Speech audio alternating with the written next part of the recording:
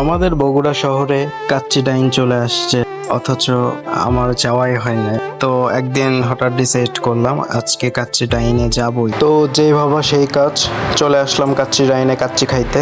এখানে আগে মূলত ভূত রেস্টুরেন্ট ছিল। যাই হোক, কাচ্চি ডাইনের ডেকোরেশন যে তারা এত সুন্দরভাবে সাজাইছে, সত্যি এটা প্রশংসার যোগ্য। সো আমি অলরেডি কাচ্চি ডাইনের মধ্যে ঢুকে পড়লাম। একা একা কাচ্চি এখানে খাইতে ভালো লাগবে না, তাই কাচ্চি পার্সেল করে নিতে আসছি। কাচ্চি ডাইনের ভেতরের লোকটা যে এত সুন্দর, মাশাআল্লাহ। তো আমি মেনু কার্ডটা অর্ডার করলাম। মেনুতে অনেক আইটেম ছিল, কিন্তু আমি এখান থেকে কাচ্চি খাদক আইটেমটা অর্ডার করলাম, যেহেতু আমার কাচ্চিটা একটু বেশি লাগে। কাচ্চির সাথে কিন্তু আমি বোরহানিও অর্ডার করেছিলাম।